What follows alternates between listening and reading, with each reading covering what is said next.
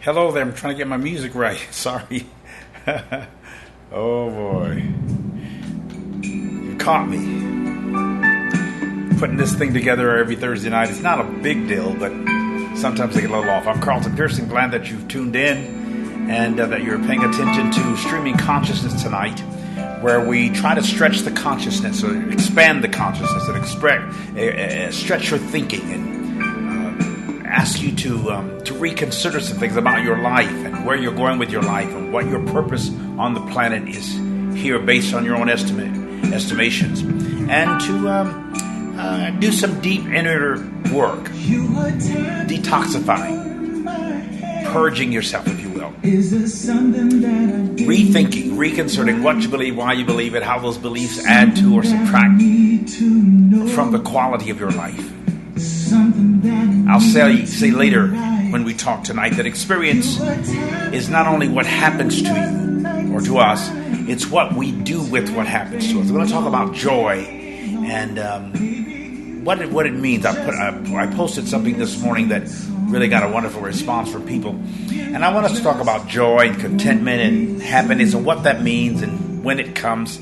Some people don't really know what that is. I've never experienced it, according to what they say to me, or except very sparingly in life. But before we go that far, I want to talk about the Leadership Summit that's just about 2 months away, actually October 14th to the 16th. I'm calling it the Fall Leadership Summit here in Chicago, Illinois, Monday, October 14th to the 16th at the Congress Plaza Hotel, 520 South Michigan Avenue, almost in walking distance from where we live. The purpose of the gathering, of course, is to rally and to gather what I call cultural creatives and spiritual progressives, people who've extended themselves and folks who are interested in finding new ways to address the so-called new normal, to navigate this new paradigm and to adjust to the new normal, relating faith to culture in practical, spiritual, and responsible ways. How do we do that? We want to discuss the global shift in religious sensibilities. People are rethinking theology, economics, politics, even science, conscience, knowing. What do you know? We believe a lot and sometimes forget what we know. We believe too much and maybe know too little, or at least we have forgotten too much. So we're going to talk about all this. What is the new normal? Will it last? How should the church or your organization or you personally relate or respond to this so-called new normal? We're going to talk about Metacostalism. What is Metacostalism? How can you be a part of this new network of ministers and ministries that are coming together really from different walks, but they want transcendence. That's what I call the Metacostal part of it. And the metaphysical part of it is a new way of looking at things, a new worldview, a new world of even interpreting the scriptures or interpreting a conversation or interpreting your own self and your own soul, translating that. What does that mean? This is an exciting time to be alive in so many ways. I'm really happy that I came in the end of the last century and I'm in the beginning of the new one. There are increasing numbers of ministers, pastors, business people, community leaders, as well as laity of significant influence who are looking or leaning toward what I call expanded consciousness and a more inclusive spirituality. And I refer to that as, of course, the Metacostalism. Some want counsel, others want covering. Some just want to hang out with folks that they can relate to, or as the scripture says, like precious faith. We want to get together and see what can happen with our collective wisdom and collective giftings and collective consciousness. The summit will be 3 days and 2 nights right here in Chicago, as I said, interacting, interfacing, considering strategies, technologies for embracing this transition or this transformation.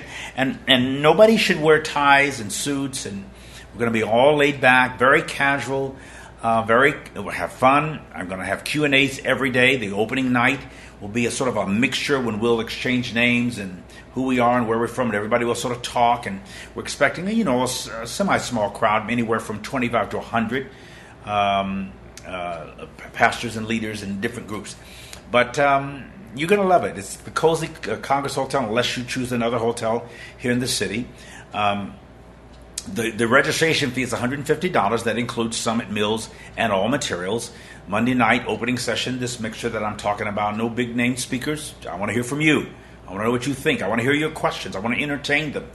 And if you, even theological questions as well as political questions, dealing with the social mores, how do we relate? People are wanting to fit in. I want to fit into this new normal, and I want to help create one. I want to help be a part of how this thing evolves. And so we'll have roundtable sessions every day, and we'll have breakfast together in the morning, continental breakfast. Then we'll have lunch served right there in the room. And then at night, you're on. We'll have a break for dinner. And one night we may just decide to go on a cruise here in Chicago, out on the lake, or we may just go to a restaurant together or have some food served us there. We'll play some of that by ear, and we'll need to know in advance if we're going to have food at night. But I want us to be casual and spontaneous. Morning sessions, you have a $50 deposit due by August 31st. That's just a couple of weeks from now. The balance then is due by September 15th. All registrations received after the 15th must be paid in full. That's the whole $150. Okay? So do what you can, and then join the movement. That again, that's the cultural creative, the spiritual progressive, just not making a difference in the world, but really helping to make a different world, or make the world different. Be willing to take some risks and to get out of the norm. Do something. Even change your own challenge and change your own life. Maybe how you do your hair, how you dress. Get your little earpiece up. Put on a different watch. Change your dentures. Whatever you need to do. Be a part of this movement. And then I expect people who are actually joining the movement to do weekly or monthly donations, gifts toward the work. That's $5 to $50 to $100.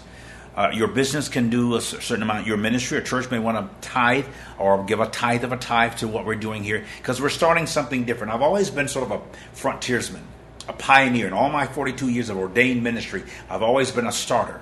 I've always been basically ahead of the game. Sometimes I'm profoundly misunderstood because of that. Anything I've ever done, I've always moved out sort of ahead of the drumbeat that everybody else was marching to, and listened to, and sometimes created my own. And it always has turned out successfully. And this will too. And I didn't just sit around and dream this up. This came into my spirit.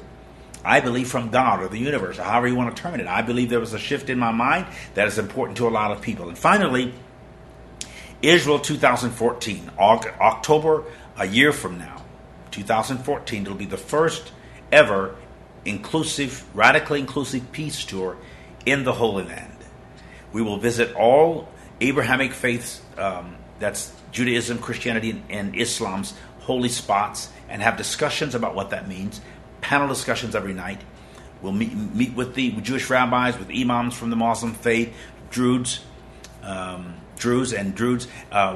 go up to Haifa, to the headquarters of the Baha'i faith, their beautiful temple. We have one here in Chicago, but the headquarters is in Haifa, just north of Jerusalem.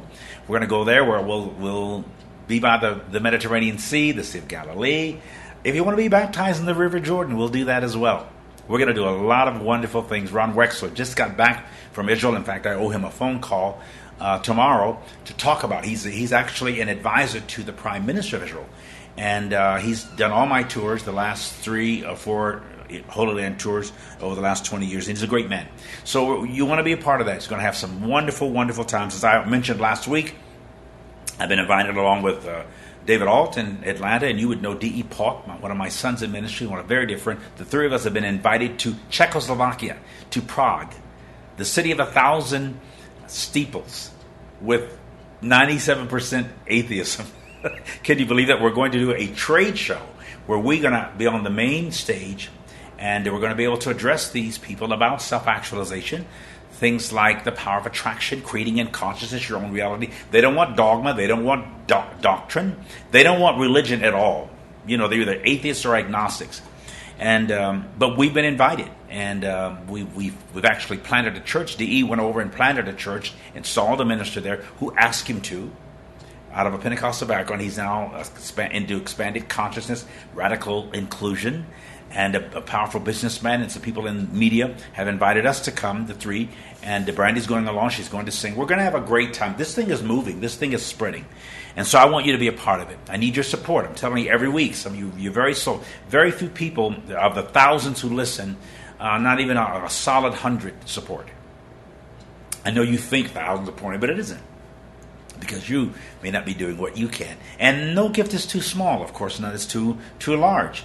We need all the help we can get. I travel a lot. I don't get the huge honorariums I used to when I was in the fundamentalist movement. But I go and I speak when I'm invited to, whether that's a university or college, a seminary, or a local church. I was in Sacramento the other week with the Church of Unity of Sacramento Church, my friend Reverend Kevin Ross. Had a great time. Met with my friend Kevin Johnson, who's now the mayor of Sacramento. And I've known him for 25 years, back when he played with the Phoenix Suns. Great guy, brilliant leader, married to a fantabulous woman, a brilliant thinker. They are a true power couple. And I was proud to spend some time with him in the mayor's office there. Tonight, for the next few minutes, I want to talk about something I posted today, but something that's really important to me, and I know it's important to you and to all people. I'm calling it, You Are the Joy You're Looking For. You are the joy you're looking for. Joy is not just something you have or experience or even express. It's something you are. I'm going to quote Alan Cohen. I've been reading him a lot lately, and I love the way he thinks. He says, joy is not the result of getting what you want. And he's a multimillionaire. It is the way you get what you want. And he said again, joy is not the result of getting what you want. Joy is the way you get what you want. In the deepest sense, he says, joy is what you want. Really, joy is what you are, because what you want wants you, and what you want really is you. When I say that, I'm saying you want to experience yourself at the highest level possible, at the most fulfilling, satiating, comprehensive way that you can. You are a marvelous, magnificent creation. You are a being full of essence and power and abilities and giftings. And most of us don't even pause. We're so busy performing for other people, we don't get to know who we are. You often hear me say we spend our lives impersonating who we think people want us to be and never get to know who we are. So you're the joy that you want. Simply speaking, joy is a feeling of great pleasure and great happiness. Great pleasure, something that pleases you almost on a cellular level, pleases you consciously, pleases you physically, pleases you emotionally, pleases you psychologically, pleases you spiritually, pleasures you, something that satiates you, and happiness. Everybody on earth, perhaps including even animals, want to be satiated in however they experience happiness or pleasure.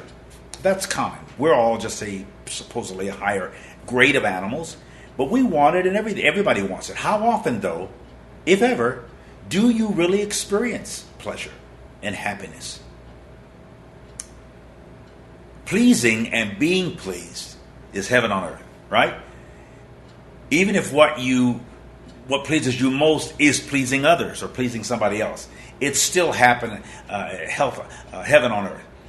Pleasing and being pleased.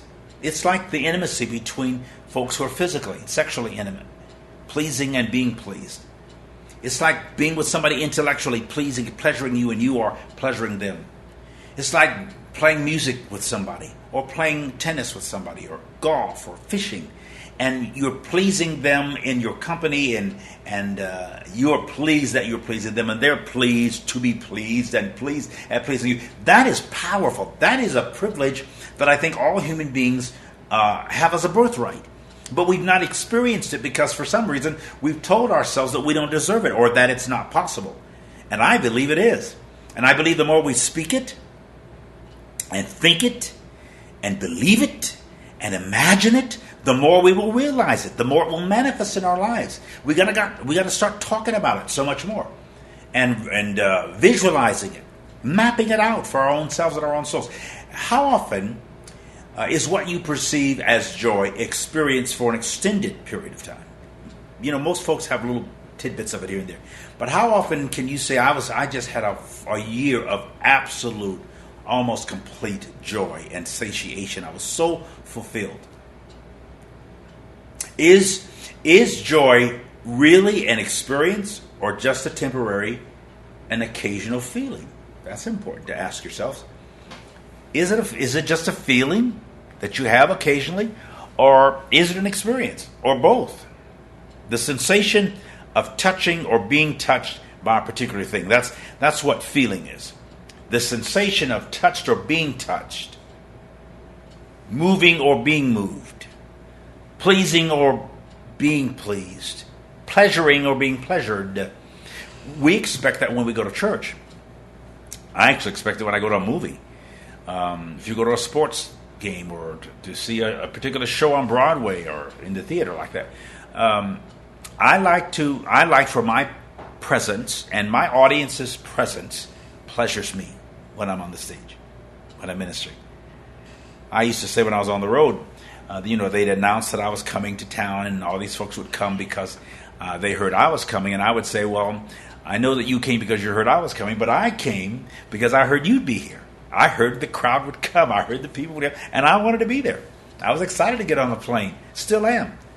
And I love when I'm with my wife, and she is excited to see me, or when I'm with my children, and they're glad to see me, and they look forward to me coming home, or I look forward to them coming. I love that interaction. I value the virtue of the valid relationships, or the validity of our being together on the earth. Experience is an event or an occurrence that leaves an impression on you or on someone. If it has no impression, you probably haven't experienced it. An experience is something that actually has or leaves an impression. I often say experience is not only what happens to you, it's what you do with what happens to you. That's a pretty powerful statement. I read it years ago somewhere. I don't remember where. Back when I was in college. Peace, we say a lot in the circles that I travel in, there's peace in the midst of the storm. What is peace in the midst of the storm? Peace in the midst of the storm doesn't mean there is no storm.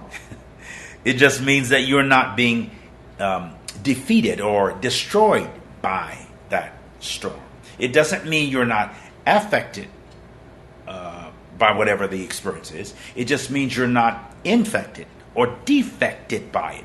All the shift and change and transition and transformation that I've gone through over the last since the turn of this last decade, and when we came into 2000, starting around 2000, right up for the last almost 14 years, I've been really shifting. First in consciousness, many years prior to that, but then when everything happened with my church and my ministry in Tulsa, being relocated to Chicago, and the gospel of inclusion and the stir it created in the so-called body of Christ, or in the circles in which I traveled as a bishop and as a pastor and as an evangelist, as an apostle, and one that had garnered and earned high respect and regard, and still have measures of that in certain parts of the body.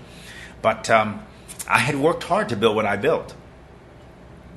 And it would be disingenuous of me to say that I'm not affected by that shift, because I miss Tulsa. I miss what I had there with my ministry, with Azusa, with all the pastors and friends, and some of them talk to me still, and more starting to call and reconnect and all that. It takes a little time for things to heal and people to get over their shock. And it's happening at a more rapid than normal pace, and that's good.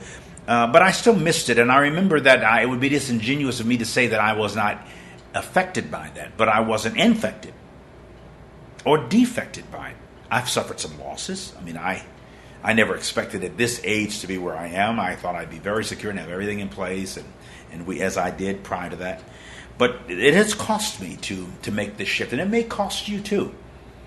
But I made it, and it gets better. There's a lot of things happening right now. I've written 2 books with Simon & Schuster. I'm working on another one called Transition. Making, managing, and mastering change. Because so many people are going through that. I'm working on that right now. There's going to be the chapter there titled, You're Not in Trouble, You're in Transition. And there's one called Shift Happens. Because these things do occur in our lives. Or when your shift, S-H-I-F-T, hits the fan, because it does when you make those changes. But there is joy. There's a sense of confidence and satiation in all of that. Happiness can be described as having a sense of confidence or satisfaction with a person or an arrangement or in a situation. When's the last time you were happy? How does that occur for you? That you feel this wonderful sense of confidence, satisfaction in where you are, with whom you are, as you are, with what you're doing. I love it when people say, I love what I'm doing and I get paid for it.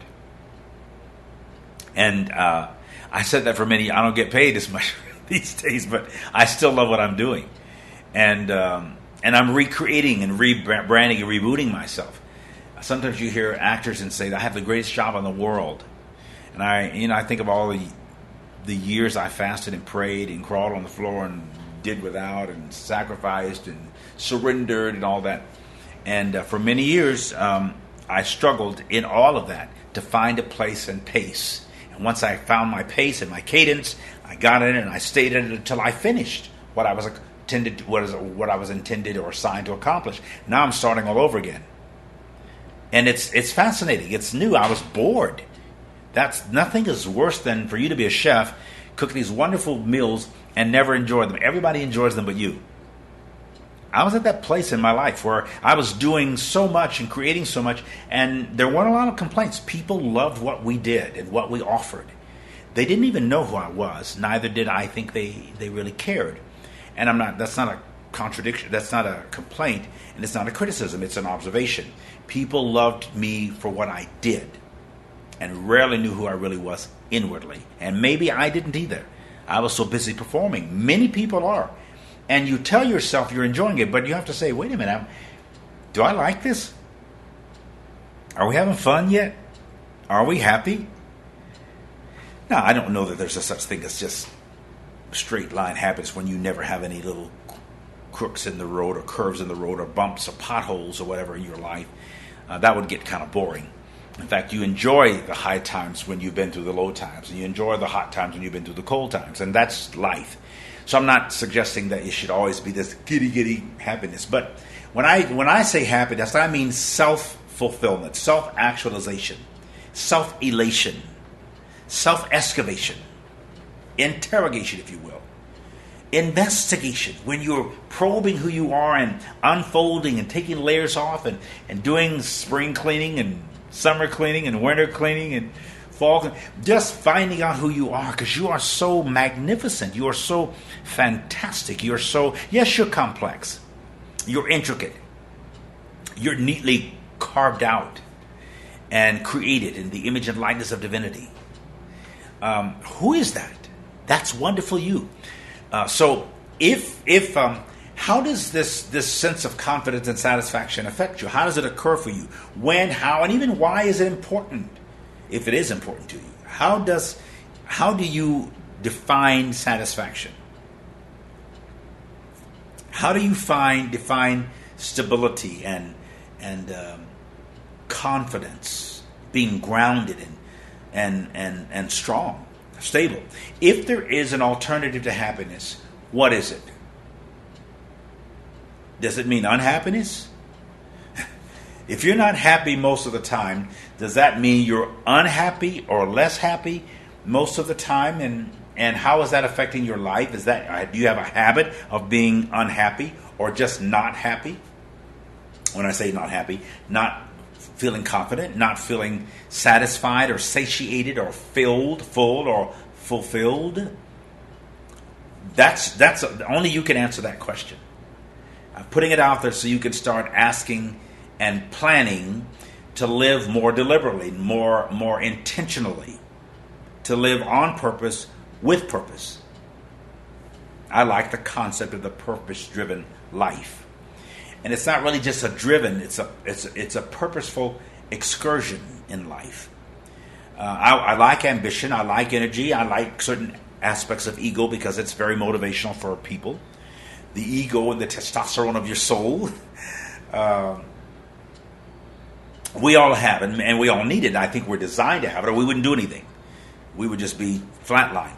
So how much do you have to do with your own happiness? Or is your happiness dependent or in the control or influence only of others? Do you have anything to do with your happiness? Do you have anything to do with your confidence? Do you have anything to do with being satisfied, your self-satisfaction? Or do you depend on God or some other outside source to do it? Some people are not happy unless they're high.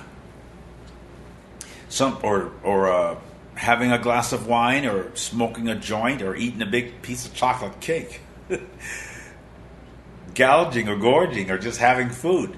Some people are not that happy unless they're sitting in front of a television, or on the computer, or making money, or on their job, or playing the instrument.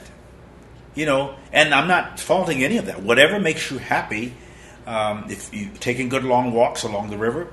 Gina and I were on our bikes the other day, and out here at Lake Michigan. Drove all the way around where the people were. We could see back on the skyline, and all the way up to Navy Pier. And it was on. They were having a big air show here in Chicago last weekend, and there were hundreds of thousands of people all over everywhere. But there was still a place to go. We went by Buckingham Fountains, which shoots up sometimes 200 feet in the sky. We went to a movie on the park the other day night as the sun was setting.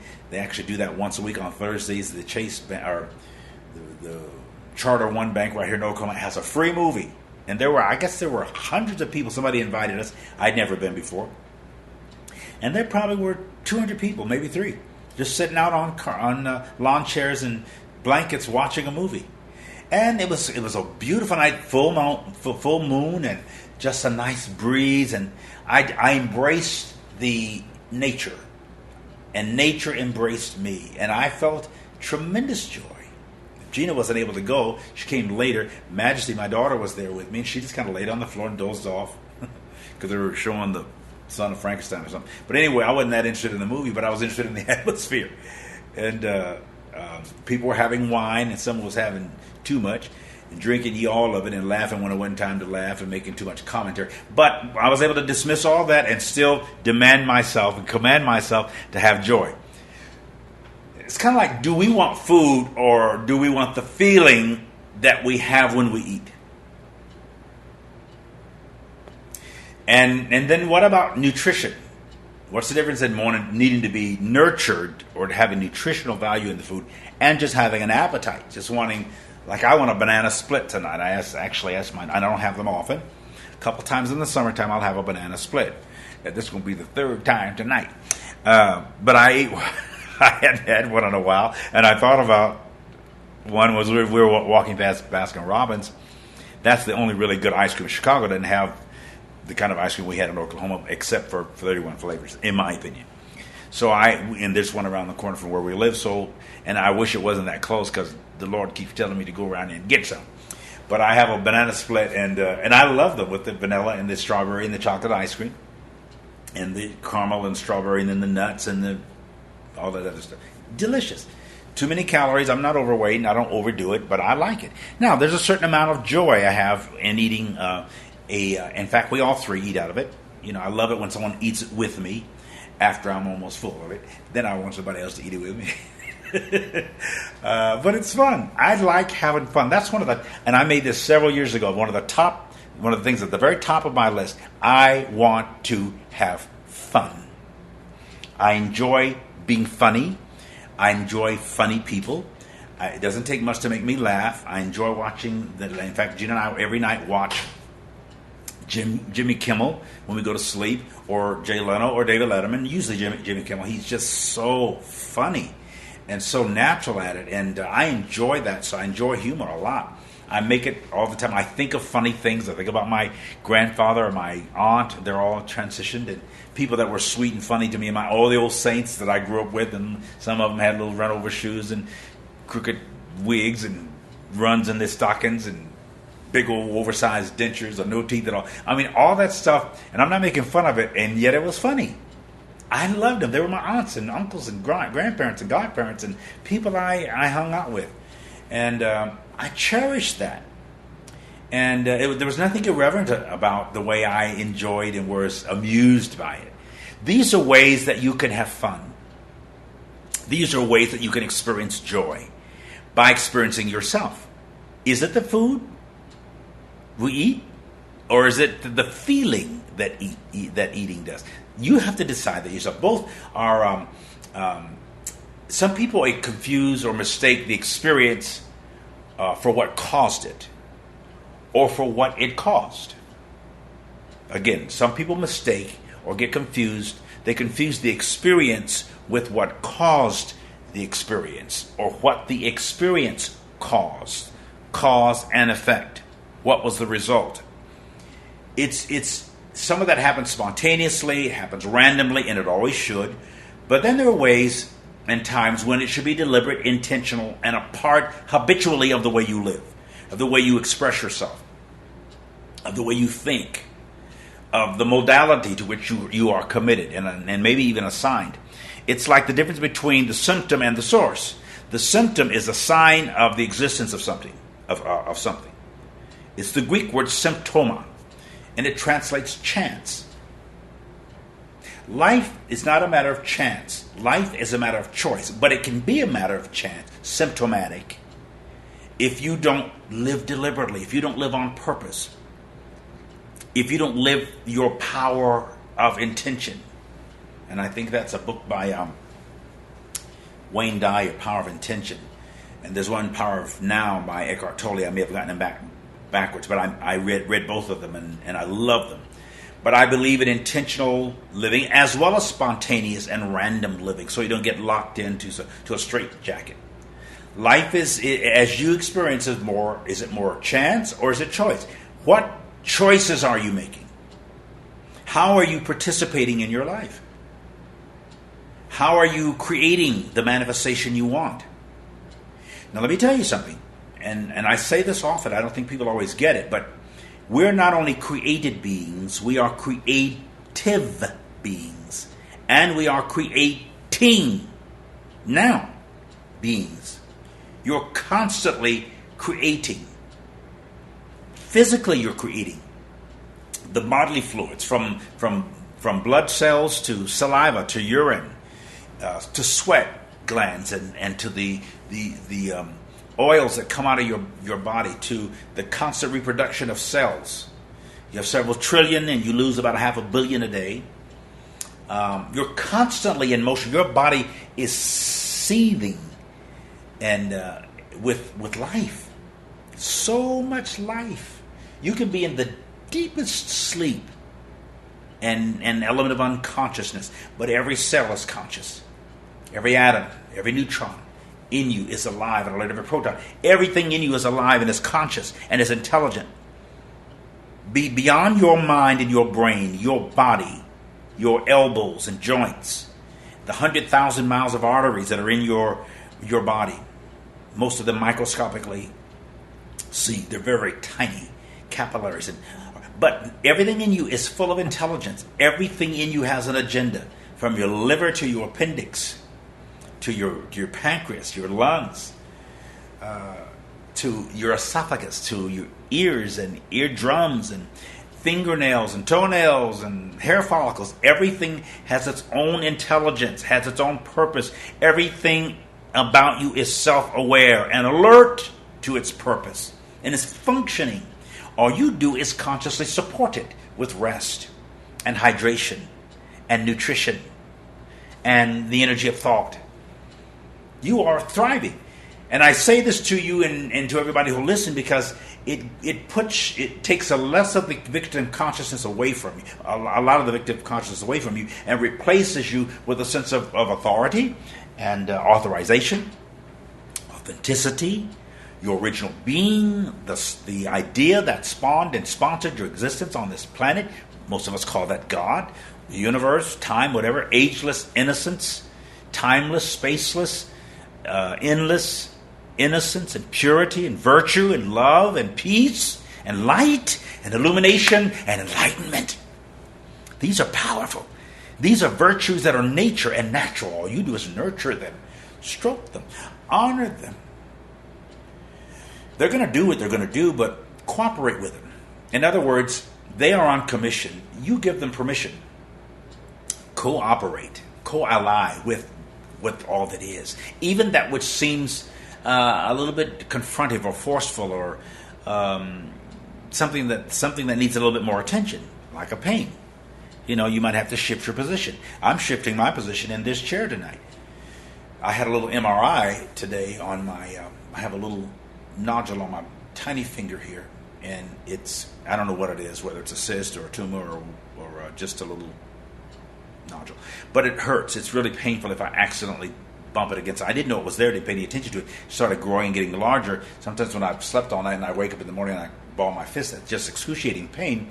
So I had it checked. Pain is a sign that something needs attention, even emotional pain. And you don't just say, why am I hurting, but where did the pain come from?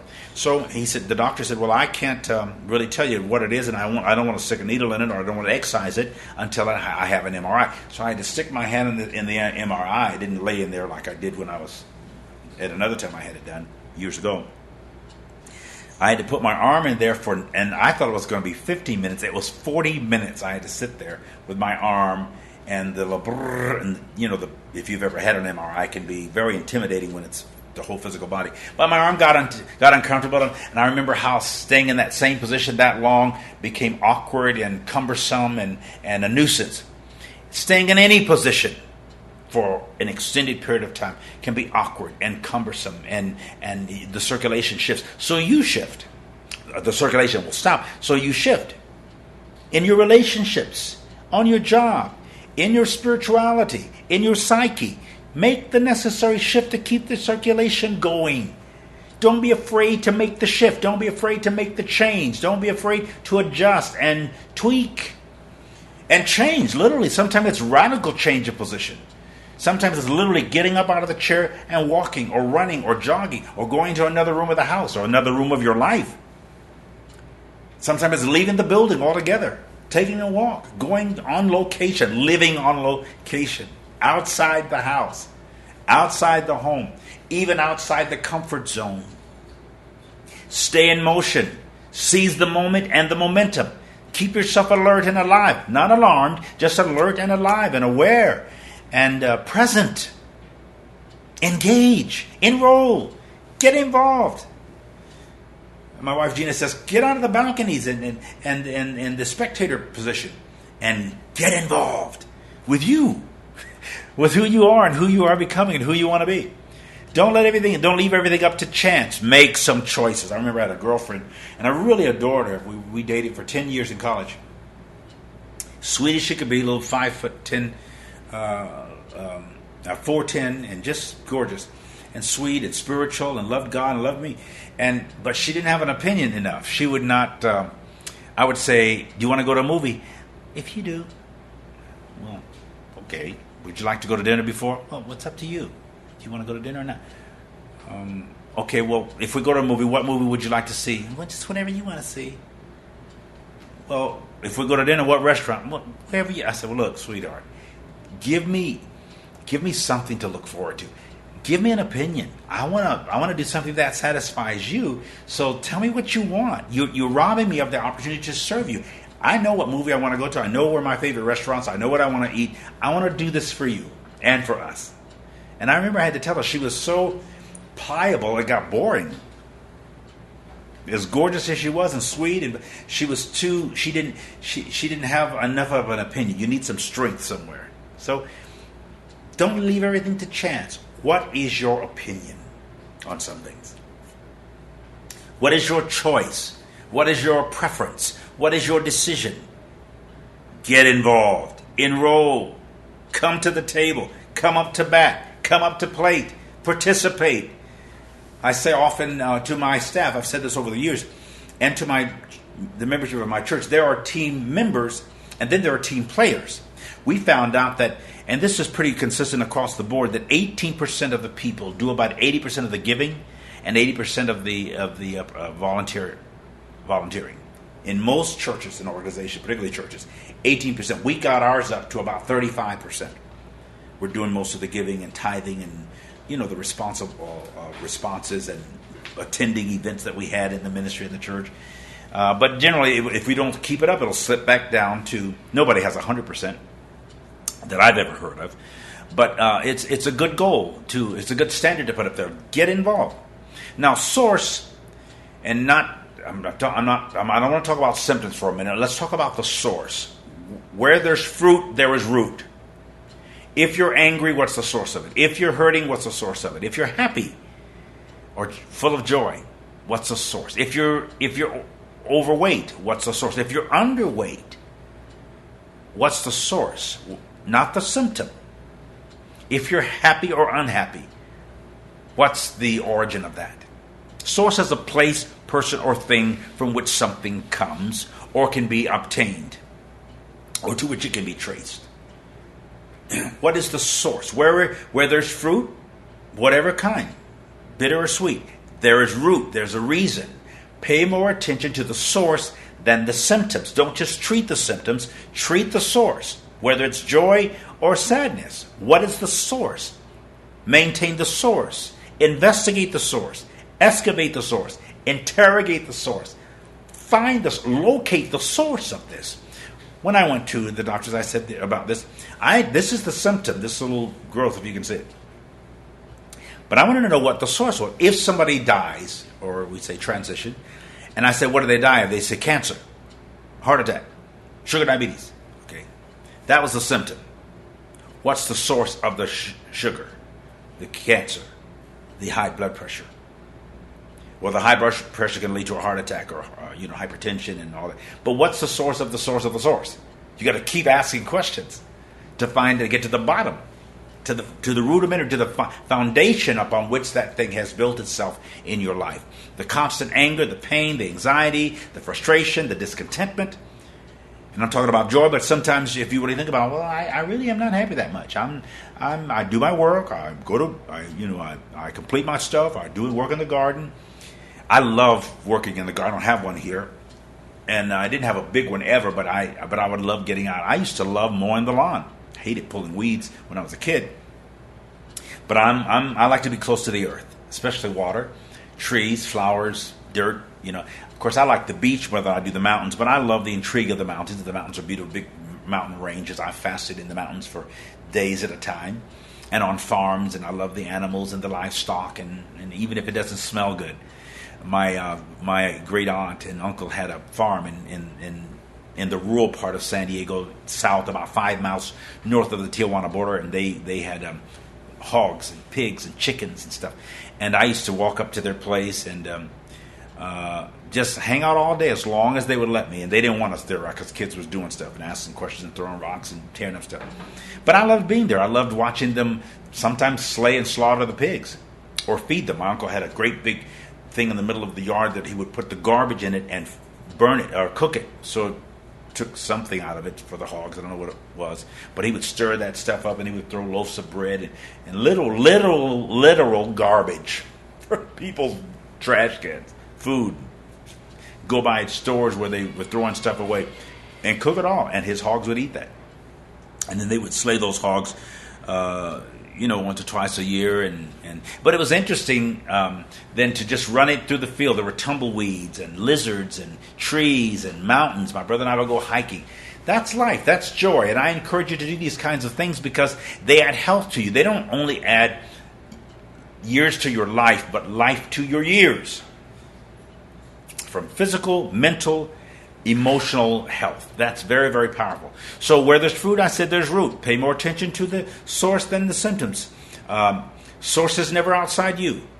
Source is never outside you. You create what you experience. You are not just created or creative. You are creating, as I said a few minutes ago, all day long, 24/7. You're creating. So be aware and be deliberate.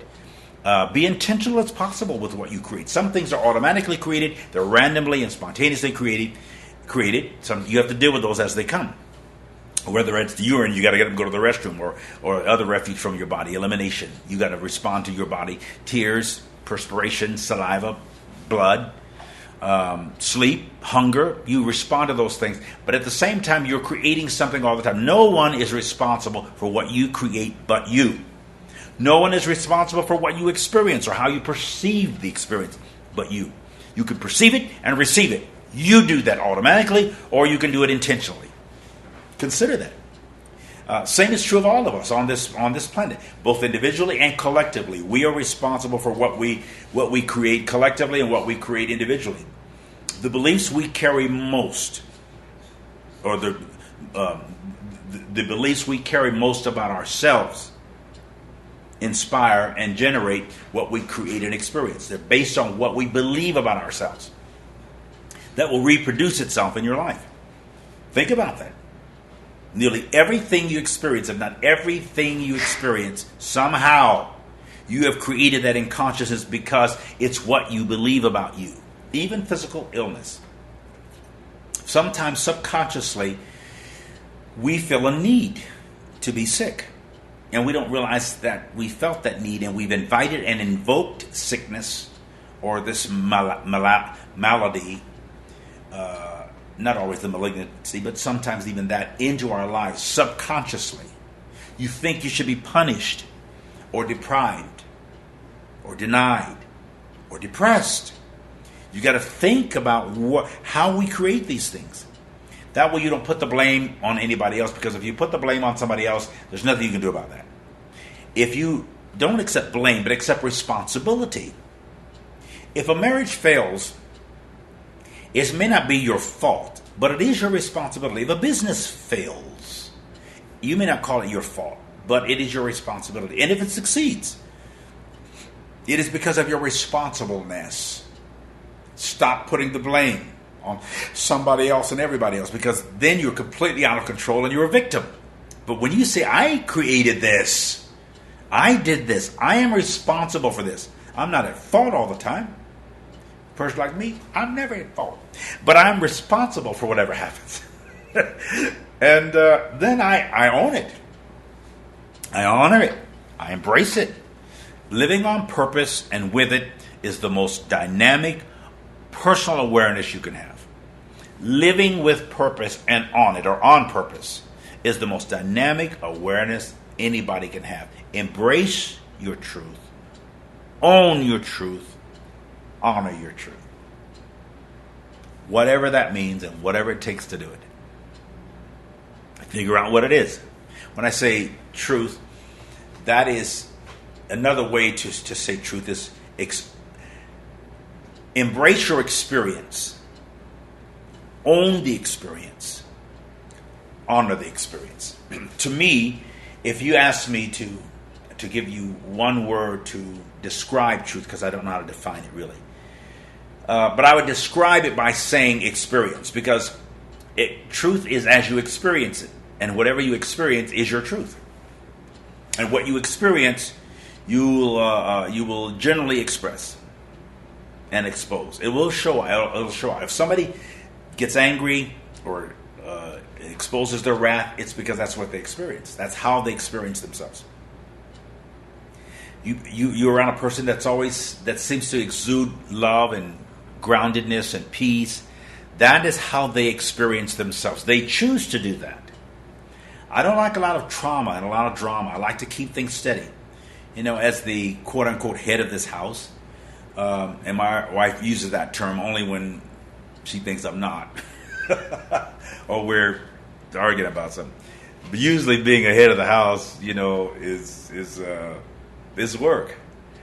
The husband or house band, that's what the English word house bond or house band. I own that responsibility. And whether it's Gina or Majesty, Judah and I kind of keep it pretty cool. Men tend to do that. I know that sounds chauvinistic, but sometimes women tend to be a little bit more emotional and a little bit more. I always tell my wife's an angel, always up in the air and harping about something. Where is she? I think she just went out. But dealing with even the Greek word for uterus is the word hystera, where we get the English word hysteria or hysterectomy, hysterical. Did you know that? And they named it that because they associated females with mood swings and monthly or menstrual cycles and the ovaries and overreactions. Yeah? Oh, okay. I learned that from my friend Kim Barger when I first got married. But that helps me understand what we're dealing with here and how we walk through it and work through it and reason through it. And sometimes you can't really come up with any rhyme or reason. You just have to go through it and just navigate and negotiate and make it happen in relationships with your partner or your spouse or your employee or employer or your fellow worker. people on the job. Some people get along a lot better with the people they work with than the people they live with. They can't wait to get to work every day. They have coffee and tea and lunch breaks, and they talk about their day, and they gossip about each other's life, and they talk about politics and sociology and whatever's happening, and they banter back and forth, and they love it. They have actually more interaction, meaningful interaction with friends on the job than they do at home. And that shouldn't be, but that often is the case. Sometimes the people on the job are not as judgmental as the people at home. The expectation is a little lower on the job overall than it is, except your job performance. The expectation is high there, but your overall performance as a human being is expected in the home differently, and maybe it should be. And that's okay, but as long as you're aware of it, this is what's happening. How am I going to honor it? How am I going to deal with what I'm saying?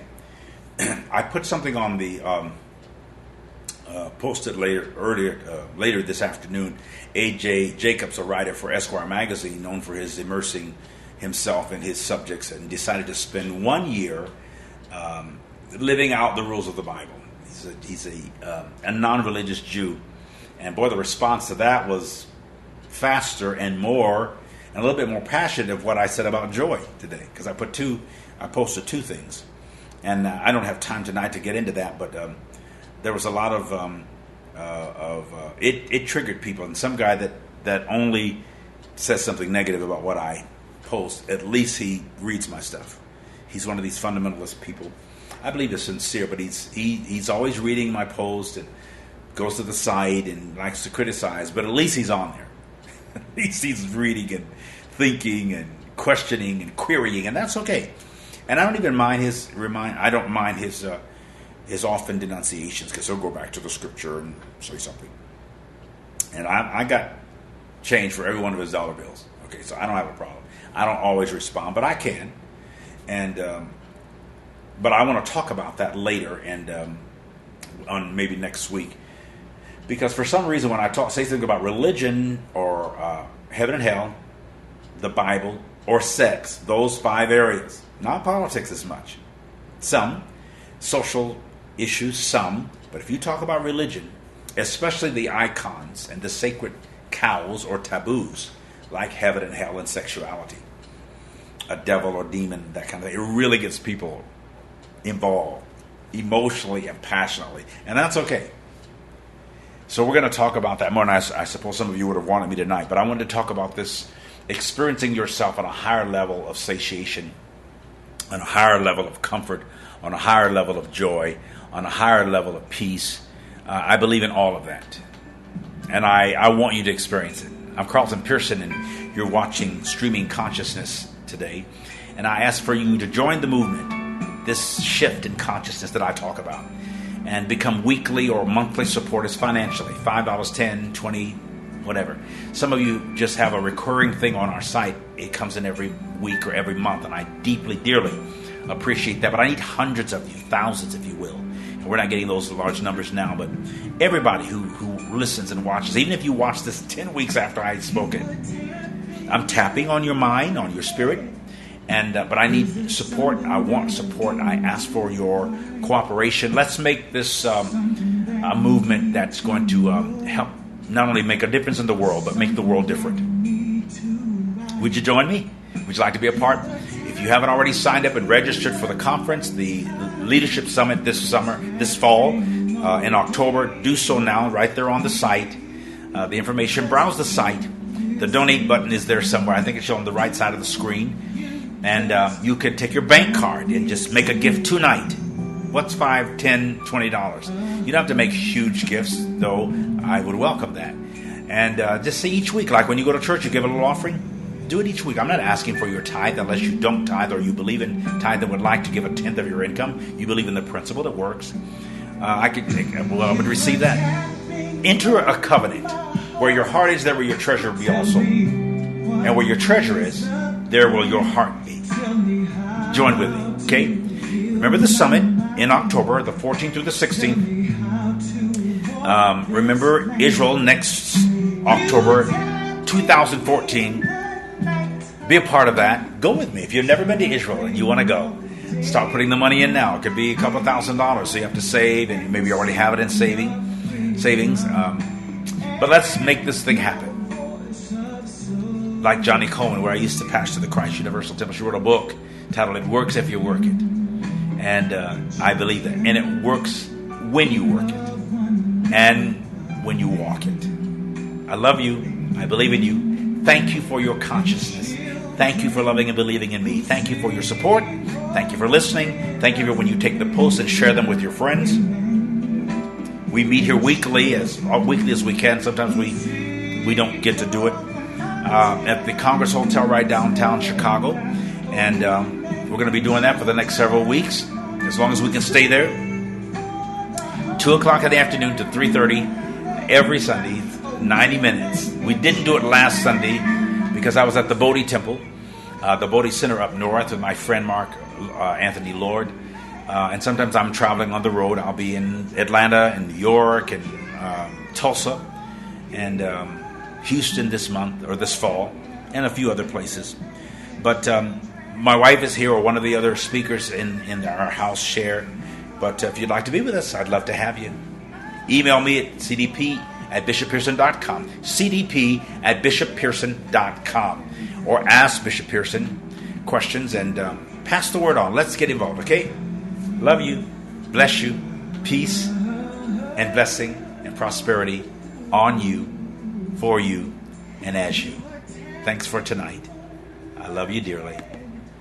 And we'll see you again next time. Good night.